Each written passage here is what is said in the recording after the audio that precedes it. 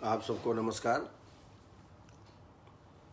नित्य प्रतिदिन के समान आज 4 बज चुके हैं। कल हम लोगों ने हाइपर कैल्सीमिया के बारे में, हाइपर और हाइपोकैल्सीमिया के बारे में जाना था। प्रशांत शर्मा उपस्थित हो गए हैं, संजय भी उपस्थित हो गए हैं, विश्वनाथ जी उपस्थित हो गए हैं, रोहिणी, नितिन शुक्ला जी, धीरज जी, वंदना पाठक जी आज बिल्कुल समय पर उपस्थित हैं, उषा तवानी जी, धीरे धीरे सारे चिकित्सक, योगेश महाजन आ गए हैं समय पर। आज हम लोग कामला पर, जॉइंटिस पर चर्चा करेंगे। पहले प्रश्नों को ले लेते हैं। डॉक्टर योगेश महाजन, उनका प्रश्न है म्यूकस इन स्टूल। आंव, म्यूकस जो श्वेत रंग का आंव होता है, मरोड़ युक्त निकलता है खास तौर से, और ये प्रवाहिका और ग्रहणी दोनों रोगों में म्यूकस निकलता है।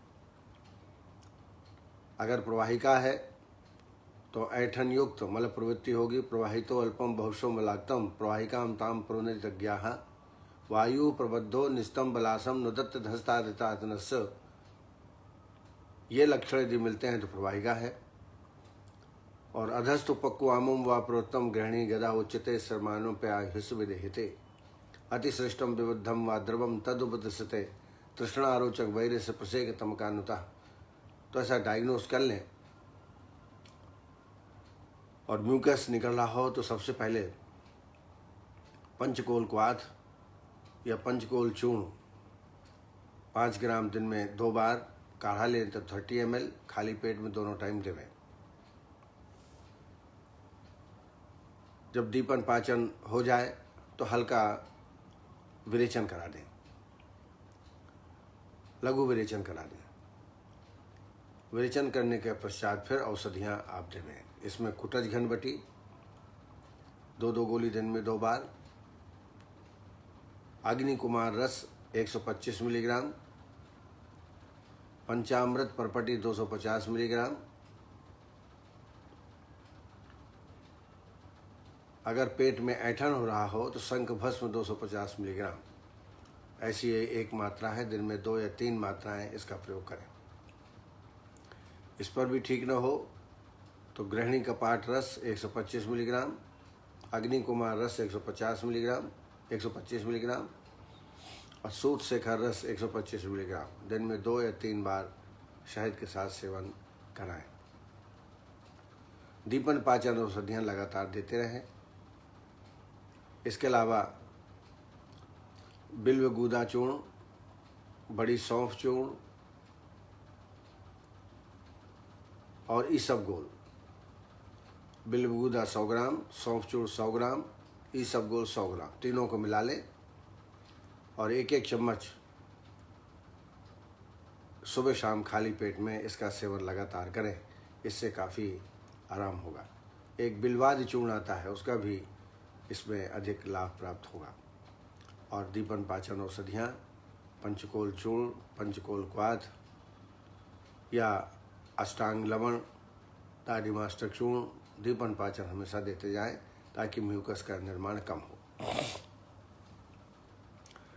डॉक्टर शुभम एस पवार, उन्होंने फंगल इन्फेक्शन 45 दिन से है लगातार, एलोपैथी का ट्रीटमेंट ले चुके हैं, कोई लाभ नहीं मिला। फंगल इन्फेक्शन वाकई बहुत ही कष्टसाध्य व्याधि है, खासतौर से जांघों में ज़्यादा ये होता है। दद्रु के रूप में ये उत्पन्न होता है और कई बार नेल्स में, अंगुलियों के बीच में फंगल इन्फेक्शन हो सकता है। तो अगर वास्तव में इसका आपको जड़ से इलाज करना है तो आप इसमें पहले वमन और विरेचन करा दें। अगर वमन नहीं करा पाते हैं तो विरेचन करा दें।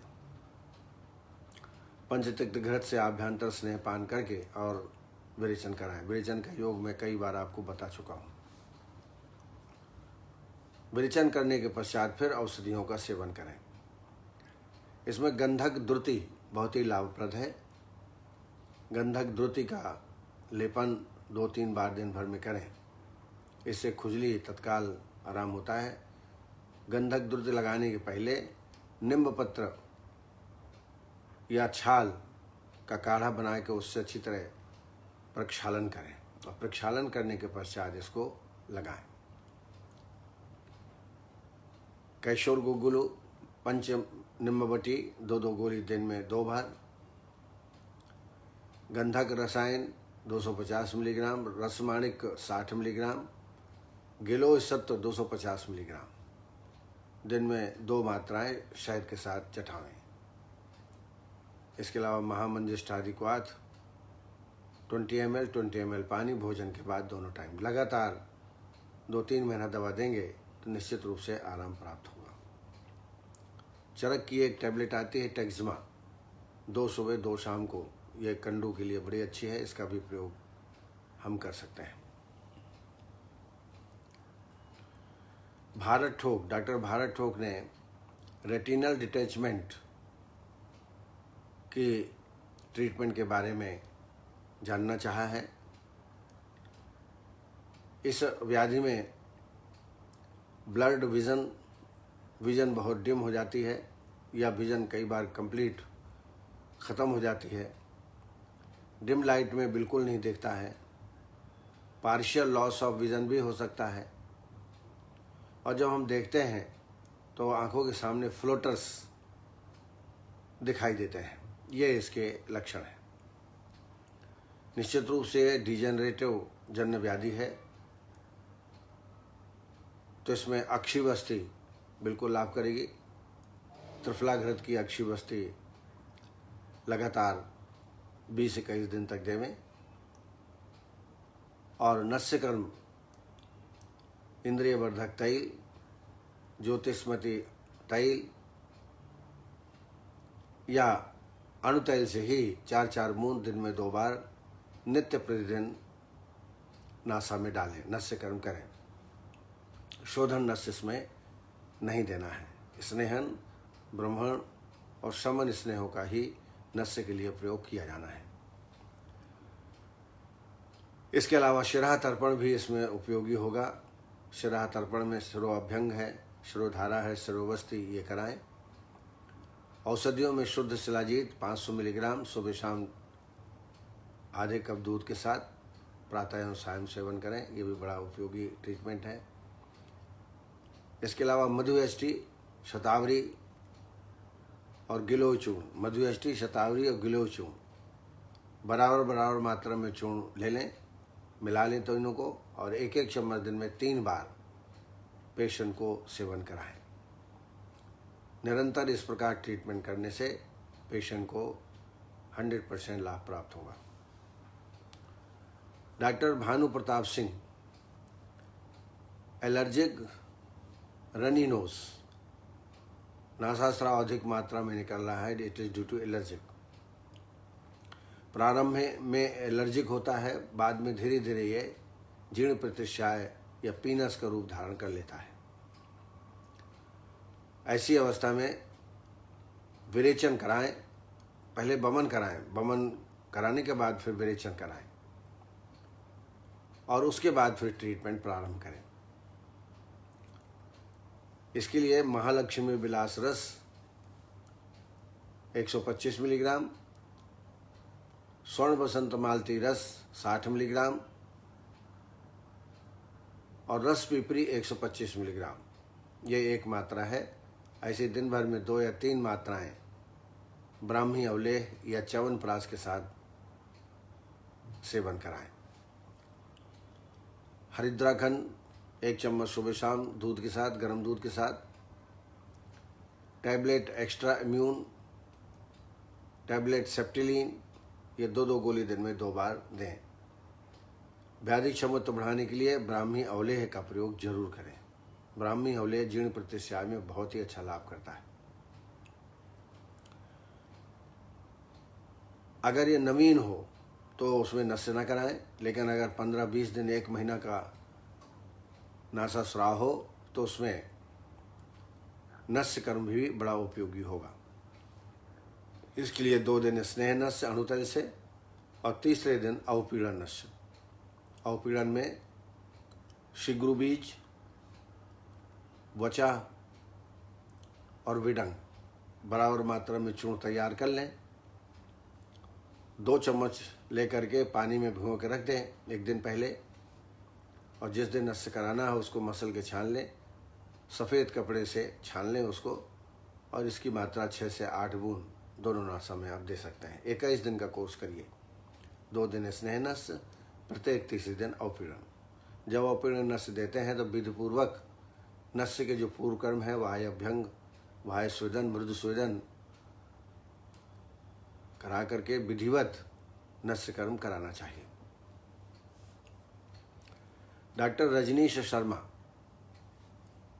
उन्होंने पूछा लेखन बस्ती में त्रिफला 50 ग्राम लेना है कि प्रत्येक हरड़ बहेड़ा आंवला 50-50 ग्राम लेना है। इसमें त्रिफला को ही 50 ग्राम लेना है। त्रिफला 50 ग्राम, वायविडंग, गिलोय, सुंठी, नागर मोथा, ये लेखन बस्ती में द्रव्य डाले जाते हैं।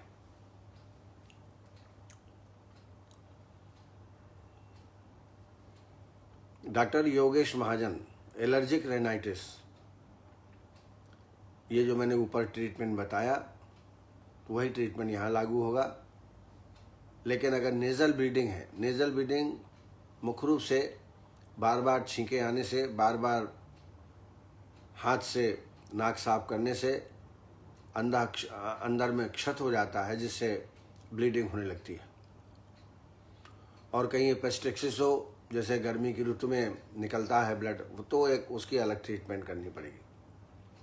पर चूँकि ब्लड निकल रहा है तो स्तंभक ट्रीटमेंट दे करके एलर्जिक रेनाइटिस का ट्रीटमेंट करना चाहिए। इसलिए स्फटिका द्रव या अंगूर के रस का नस्य या दूर्वा सुरस से नस्य करें। 4-4 बूंद दोनों नासा में डालें। जब रक्त बंद हो जाए, 1 हफ्ते तक रक्त ना निकले, तब फिर एलर्जिक रेनाइटिस का ट्रीटमेंट, जैसा मैंने पहले ऊपर बताया, अभी आपसे चर्चा की, उसी प्रकार एलर्जिक रेनाइटिस में ट्रीटमेंट देना है। मुबिन मुल्ला जी, डॉक्टर मुबिन मुल्ला जी, उनका पेशेंट है, एज है 22 ईयर्स।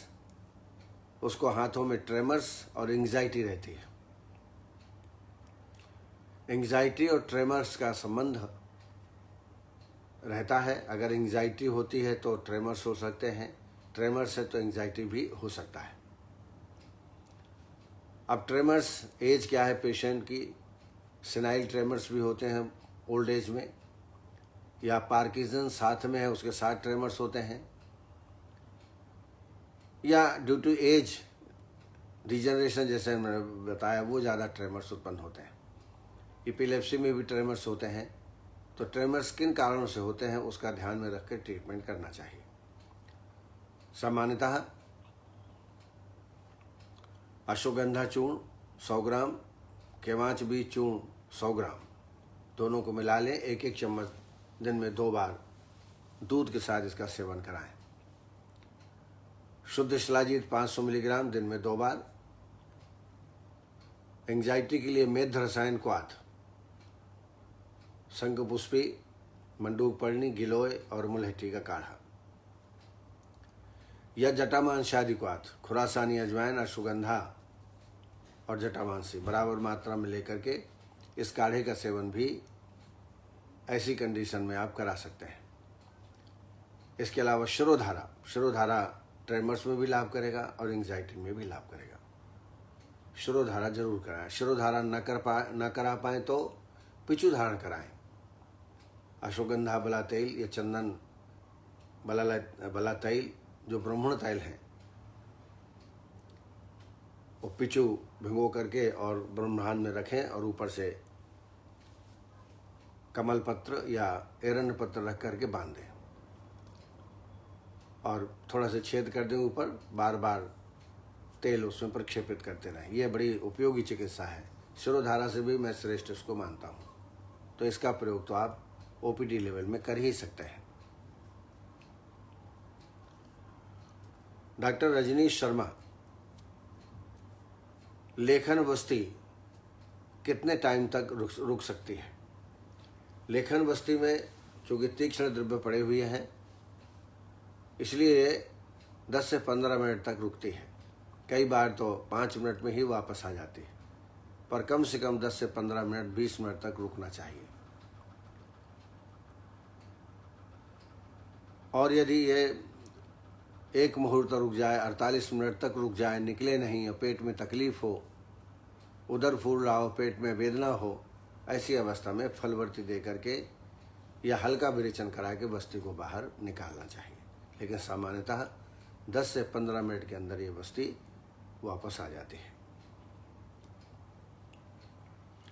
विनेश्वरी श्रीवास्तव, नेत्र ज्योतिवर्धक चिकित्सा। ज्योति बढ़ाने के लिए निश्चित रूप से आँखों की एक्सरसाइज, सर्वांगासन या शीर्षासन जरूर करें। इसके अलावा नेत्र में अभ्यंग, जब आप नहाते हैं या नहाने के बाद जब भी आप तेल लगाते हैं तो तिली तेल, सरसों तेल या नारियल तेल से अच्छी तरह नेत्र का तर्पण करें, अच्छी तरह मालिश करें। इसके अलावा अक्षी तर्पण भी नेत्र ज्योति बढ़ाने के लिए श्रेष्ठ है। अक्षी तर्पण करें, त्रिफला घृत से कम 5 मिनट धारण करें, लगातार 20 बार अक्षी तर्पण कर लें तो इससे ज्योति निश्चित रूप से बढ़ेगी। नस्यकर्म, इंद्रिय वर्धक तेल 4-4 बूंद दिन में 2 बार प्रतिदिन, या अणु तेल 4-4 बूंद दिन में 2 बार डालें, इससे भी ज्योति बढ़ती है। इसके अलावा त्राटक का प्रयोग करें, आँखों की एक्सरसाइज करें, साथ में अश्वगंधा और केवांच बीज दोनों मिला करके 1-1 चम्मच दिन में 2 बार लें। शंख पुष्पी, ब्राह्मी, जटामांसी ये बराबर मात्रा में लेकर चूर्ण तैयार कर लें, 1-1 चम्मच दिन में 2 बार दें। मेद रसायन भी ज्योति बढ़ाने में सहायक हो सकता है। तो ये प्रक्रियाएं आप करेंगे तो निश्चित है ज्योति नेत्रों की बढ़ेगी। संघमित्रा लोखंडे, एप्लास्टिक एनीमिया के ट्रीटमेंट के बारे में पूछा है। यह भी कष्टसाध्य व्याधि है। Deficiency of all type of the blood cells caused by failure of the bone marrow development। ये बोन मैरो की डिसीजेज हैं। बोन मैरो में डेवलपमेंट ढंग से नहीं होता, इसलिए आरबीसी, डब्ल्यूबीसी जो प्रत्येक टाइप के सेल्स हैं उनका निर्माण कम हो जाता है, और ऐसी अवस्था में रोगी को थकावट, बड़ी कमजोरी लगती है और इन्फेक्शन बहुत जल्दी जल्दी हो जाता है।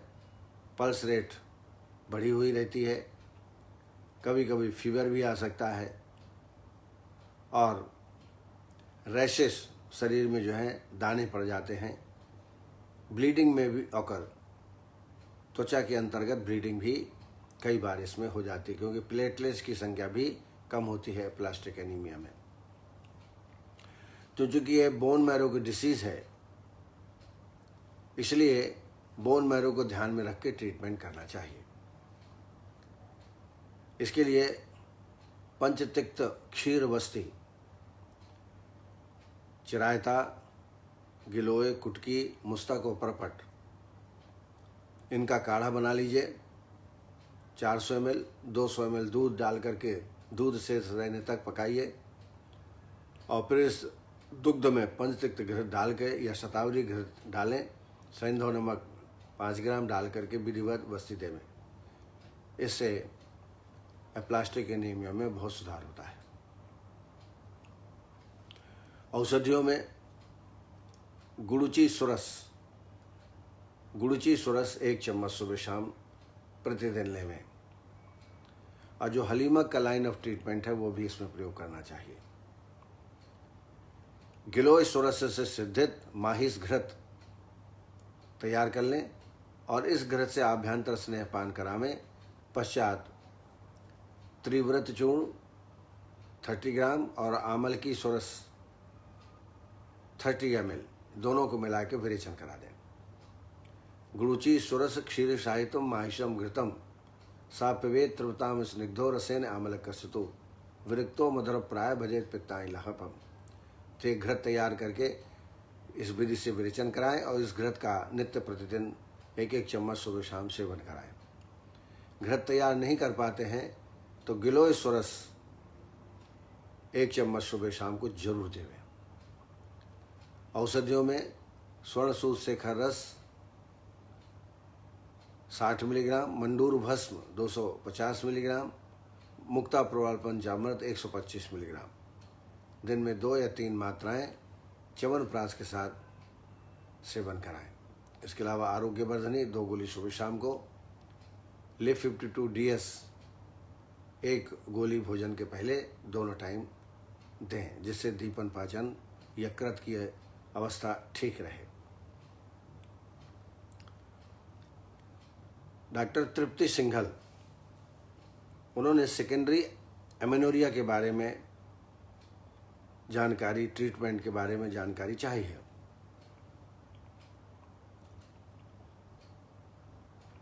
सेकेंडरी एमेनोरिया, वैसे एमेनोरिया 2 प्रकार का है, एक प्राइमरी एमेनोरिया और secondary amenorrhea. Primary amenorrhea is due to changes in organs, glands and hormones related to the menstruation.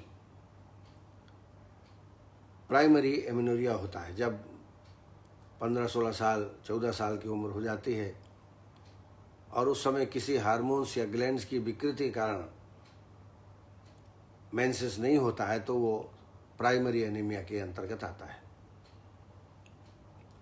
और secondary amenorrhea is due to pregnancy या स्ट्रेस या इलनेस या अदर काजेज जैसे breast feeding, birth control pills जो हमेशा लेते रहते हैं, मेनोपाज और पुअर न्यूट्रिशन, इसके कारण भी सेकेंडरी एमेनोरिया होता है।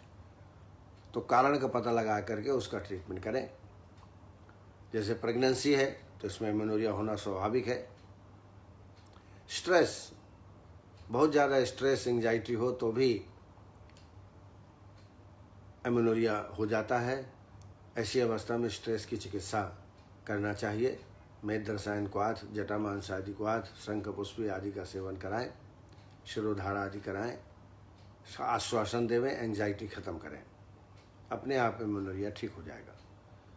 Illness of the other causes, बहुत सारे ऐसे कारण हैं, जैसे मैंने बताया ना, ब्रीथ फीडिंग, जब ब्रेस्ट से फीडिंग होती है उस समय भी मासिक स्राव कम हो सकता है। बर्थ कंट्रोल के लिए जो पिल्स लेते हैं उसके कारण एमेनोरिया होता है। मेनोपाज में तो होता ही है। और न्यूट्रिशन यदि कम है उसमें भी मेंसेस कम होता है। तो इसको देख करके, किस कारण से एमेनोरिया है उसको देख करके आपको ट्रीटमेंट व्यवस्था करनी चाहिए। तो इस तरीके से कुछ प्रश्न मेरे सामने थे जिसका मैंने उत्तर दिया। आशा है आपने सुना होगा। अन्य हमारे चिकित्सक जो जुड़े हुए हैं वो हैं doctor Jaiveer Singh Solanki, Aamna Khatu, doctor Chandrakala, doctor Vikesh Mahajan, doctor KN Gangwar, doctor Bhanu Tak, doctor Shailendra Thakur, doctor Sheetal Gunjanwar, doctor Usha Tabhani, doctor Vinay Mittal, doctor Paresh Manya, doctor Vijay Saini, doctor Arya Vishwakarma, Rakesh Kumar ji, doctor Jyoti Bala Damor, doctor Sanjay ji, doctor Neelam Shukla ji, doctor Sonam Gohan, doctor Arun Sharma, Hemlata ji S, Archana Verma, Aditi Tripathi जी, मनीष खरे, पंकज शुक्ला, शिल्पा पालस्कर, महेंद्र चतुर्वेदी, मुडक्कल वासु, सविता पाटिल, डॉक्टर विकास चौधरी, डॉक्टर वेदना पाठक, वंदना पाठक जी, विकास चौधरी जी, डॉक्टर महेश दाधीच, हमारे पुराने मित्र, द्रव्य गुण के प्रकांड विद्वान, डॉक्टर नवीन जोशी, आयुष दर्पण के कर्ता धर्ता, इस कार्यक्रम के संचालक, निर्मला स्वाल जी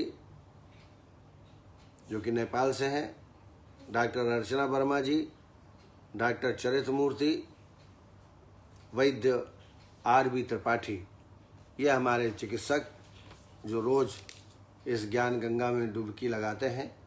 आप सबको बहुत बहुत हार्दिक धन्यवाद कि आप समय पर उपस्थित होकर के ज्ञान का लाभ उठाते हैं। आइए आज हम कामला पर चर्चा करेंगे। अब ये कुछ रोग जो मैं आपको बता रहा हूँ ये रिपीट हो रहे हैं।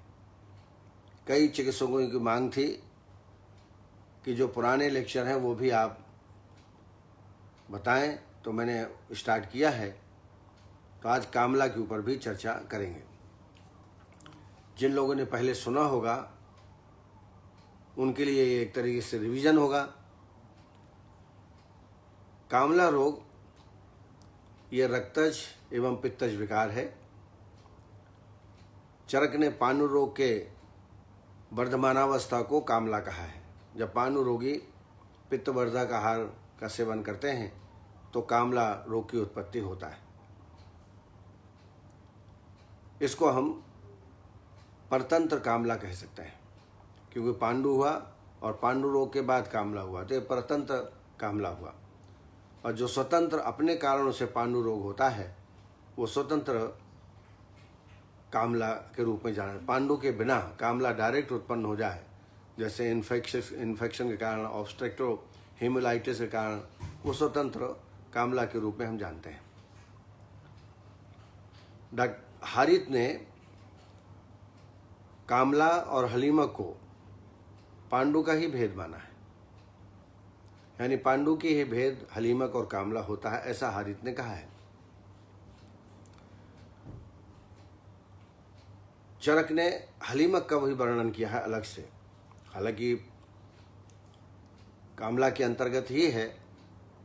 सुश्रुत ने लाघरक और पानकी ये दो अन्य व्याधियों का उल्लेख किया है। कामला को हम जॉन्डिस कह सकते हैं। कामला का रोगी बहुत कमजोर हो जाता है। उसकी त्वचा, नेत्र, नख एवं मुख, इनका वर्ण जो है वो हरिद्र पीत हो जाता है। हरिद्र और पीत, उसे हम कामला कहते हैं। आंखें पीली हो जाएंगी, त्वचा पीली हो जाएगा, मूत्र प्रवृत्ति भी पीली होगी। आइए निदानों पर चर्चा करें। तो आचार्य चरक ने कहा है कि पांडु के जितने भी निदान होते हैं वे सब कामला के भी निदान हैं। जैसे क्षार, अम्ल, लवण, उष्ण पदार्थों का अत्यधिक मात्रा में सेवन, विरुद्ध आहार का सेवन, असात्म भोजन का सेवन, मद्य, उड़द दाल, तिल, तैल, इनका अत्यधिक मात्रा में सेवन लगातार, दिवा स्वप्न, वेग धारण, व्यायाम, अति व्यायाम करना, ऋतु वैषम्य, चिंता, शोक, क्रोध, रूक्ष, शीत, गुरु, मधुर पदार्थों का अत्यधिक सेवन निरंतर करते रहना, ये इसके मुख्य कारण हैं। पांडु रोगी द्वारा पित्तवर्धक आहार का सेवन करना, जैसे बताया गया है, पांडु रोगी तो यवतर्थ पित्तलायन से वेद तस् पित्तम मस्रग मांस दग्धा रोगाय कल्पते। संप्राप्ति में बताया गया है कि जब पांडु रोगी पित्तवर्धक आहार का सेवन करता है तो पित्त को दूषित करता है और दूषित पित्त रक्त मांस को दूषित करता है और जिसकी वजह से कामला रोग की उत्पत्ति होती है। इसमें नेत्र, त्वचा, मुख, नाखून ये सब हरिद्र वर्ण के समान पीत वर्ण के हो जाते हैं। लक्षणों को देखें तो नेत्र, त्वचा, मुख, नाखून ये हरिद्र वर्ण के हो जाते हैं। हारिद्र नेत्रम साभृशम हारिद्र तुंग नखान्नः रक्तपीत शक्करन मूत्रो भेक वर्णो हतेन्द्रियाः। ये लक्षण रोगी में प्राप्त होते हैं। रोगी का वर्ण पीत हो जाता जैसे बताया अभी हमने। साथ में जो बरसाती मेढक है उसके वर्ण के समान त्वचा हो जाती है। इंद्रियां अपने विषय को ग्रहण करने में असमर्थ होती हैं। शरीर में दाह की अनुभूति, अपच, दुर्बलता, शैथिल्य, अरुचि और पित्तादिजन्य लक्षण कामला में उत्पन्न होते हैं। इसके भेद 3 प्रकार के हैं। शाखाश्रित, जिसे हम ऑब्स्ट्रक्टिव जॉइंटिस कह सकते हैं। इस अवस्था में तिलपिष्ट निभम यस्तु वर्चः सृजित कामली श्रेष्मा रुद्ध मार्गम तत्पित्त कफरेर्जयेत। जो शाखाश्रित कामला है वो त्वचा आदि शाखों में पहुंच करके अपने लक्षण उत्पन्न करता है और मल जो है वो तिलपिष्ट निभम, तिलपिष्ट के समान मल की प्रवृत्ति होती है। पीत वर्ण का मल नहीं निकलता है, वो शाखाश्रित है। इसको ऑब्स्ट्रक्टिव जॉइंटिस के रूप में हम कह सकते हैं। दूसरा है कोष्ठाश्रित। कोष्ठाश्रित ये हेपेटिक या इन्फेक्टिव जॉइंटिस कहा जा सकता है। इसमें मल जो है पीत वर्ण का निकलता है और बाकी लक्षण जो शाखाश्रित कामला में होते हैं वो भी इसमें उत्पन्न होते हैं। तीसरा है कोष्ठ शाखाश्रित कामला। इसको हम हीमोलाइटिक जॉइंटिस मान सकते हैं। वाग्भट ने 2 प्रकार का कामला बताया है, स्वतंत्र कामला और परतंत्र कामला। स्वतंत्र कामला को हेपेटोसेलुलर जॉइंटिस कह सकते हैं और परतंत्र कामला को हीमोलाइटिक जॉइंटिस कह सकते हैं। स्वतंत्र कामला पांडु रोग के बिना ही उत्पत्ति होती है, वो स्वतंत्र है। और परतंत्र जो कामला होता है वो पांडु के बाद पित्तवर्धक आहार विहार सेवन करने से उत्पन्न होता है। इस तरीके से ये कामला की एक संक्षिप्त जानकारी मैंने देने का प्रयास किया है।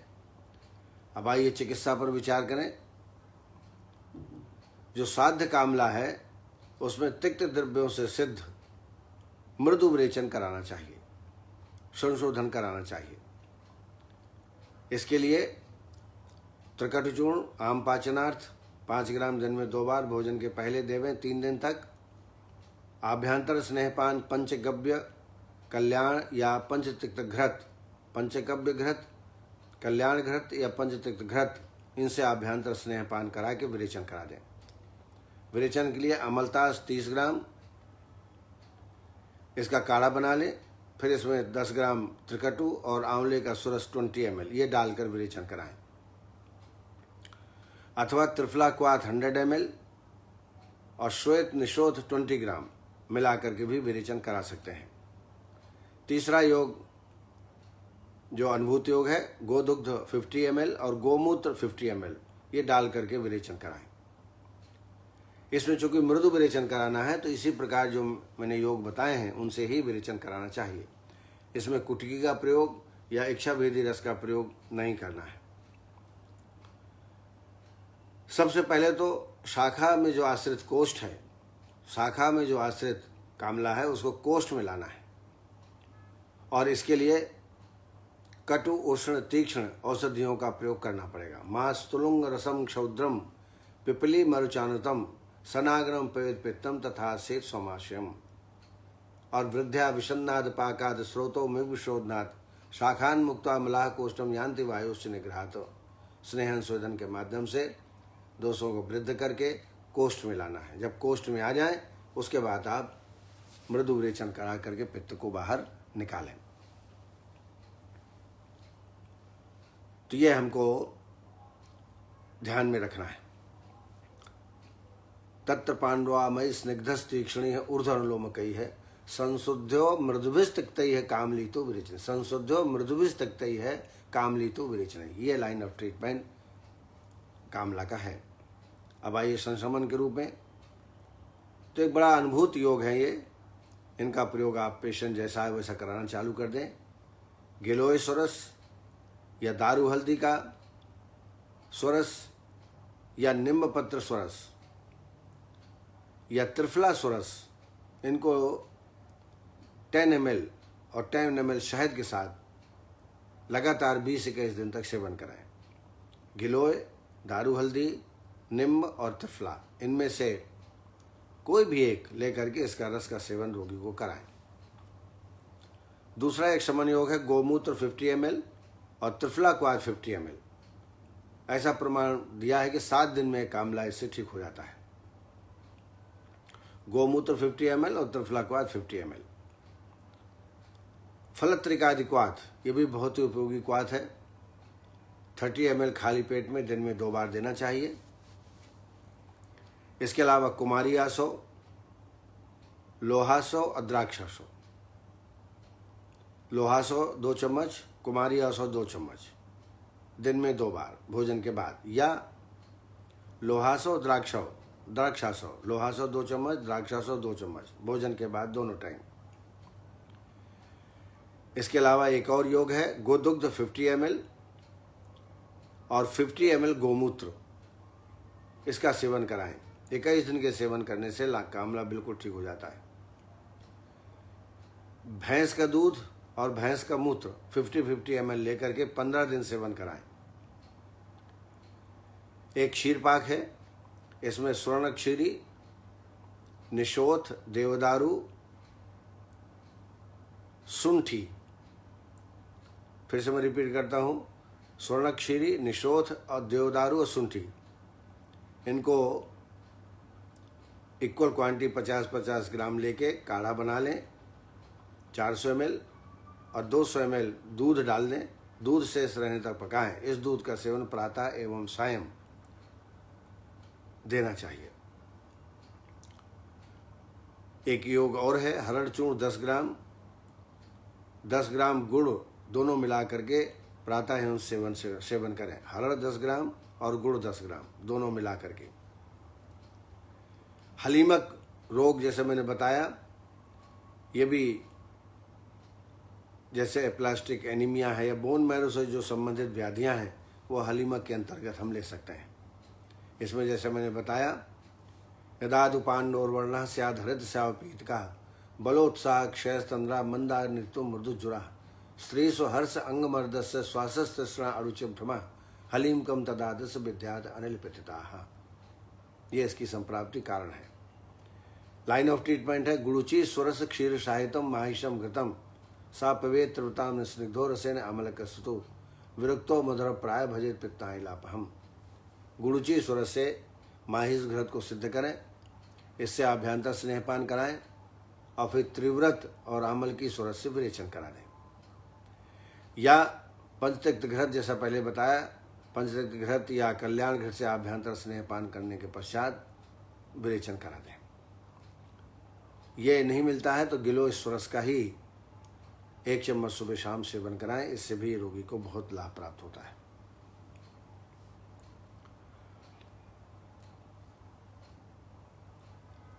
कुछ संशमन योग जैसे लौह भस्म 250 मिलीग्राम, त्रिफला चूर्ण 5 ग्राम और दारू हल्दी 5 ग्राम, हल्दी 5 ग्राम, इन सबको मिला करके शहद और शुद्ध घृत मिला करके सेवन करना है। फिर से मैं बोल रहा हूँ, लौह भस्म 250 मिलीग्राम, त्रिफला चूर्ण 5 ग्राम, दारू हल्दी 5 ग्राम, हल्दी 5 ग्राम, शहद और शुद्ध घृत मिला करके इसका सेवन कराएं। देखिए यहाँ शुद्ध घृत का उल्लेख किया है कामला में, लेकिन औषधियों के साथ। एक और योग है नवाई श्लोह 250 मिलीग्राम, सूत शेखर रस 125 मिलीग्राम, गिलोय सत्व 250 मिलीग्राम। नवाई श्लोह 250, सूत शेखर 125 मिलीग्राम, गिलोय सत्व 250 मिलीग्राम। और पुनर्नवा मंडूर 250 मिलीग्राम। ये बहुत ही अद्भुत योग है कामला के लिए। इसको सुबह शाम दोनों टाइम शहद के साथ या च्यवनप्राश के साथ चटावें। इसके अलावा आरोग्यवर्धनी एमली क्योर डीएस या लिफिप्टू डीएस 2 गोली दिन में 2 बार। अवलेहों में आमलक्यादि अवलेह बहुत ही उपयोगी है। हलीमक की अवस्था में यापन वस्ती का भी बहुत अच्छा रोल है। यापन वस्तियों के एक वर्णन आपको चरक में सब जगह मिल जाएगा, मेरी किताब में भी है। ये इसके सेवन करने से भी हलीमक रोग ठीक होता है। आपने बंदाल का नाम सुना होगा। बंदाल जो वामक औषधियों में उल्लेखित है। बंदाल का औपीड़नस्य, इससे तत्काल रोगी आराम होता है। गांव में जो है वैद्य या जो घूमते घुमाऊ वैद्य हैं वो उनके पास बंदाल होता है और उसका नस्य देते हैं। तत्काल नासा से पीला पीला द्रव्य निकलता है और आँखों का पीलापन तत्काल चला जाता है। तो पेशेंट जैसे ही आए उससे बंदाल का नस्य करावें। बंदाल के लिए इसका चूर्ण बना लें। 2 चम्मच बंदाल थोड़ा पानी मिला के रख दें एक दिन पहले और दूसरे दिन उसको निचोड़ करके औपीड़न नस्य तैयार कर लें और इसकी 6 से 8 बूंद प्रत्येक नासा में डालेंगे तो पित्त प्रभुत मात्रा में नासा के माध्यम से निकलता है और नेत्रों में जो पीलापन है वो रोगी को तत्काल आराम प्राप्त हो जाता है। तो इस तरीके से कुछ मैंने अपने अनुभव आपके साथ शेयर किए। आशा है आपकी प्रैक्टिस में ये लाभ प्रदान करेंगे। आपने बहुत ध्यानपूर्वक सुना, इसके लिए बहुत बहुत धन्यवाद। कल फिर इसी वक्त आपसे मुलाकात होगी। तब तक के लिए नमस्कार। जय आयुर्वेद।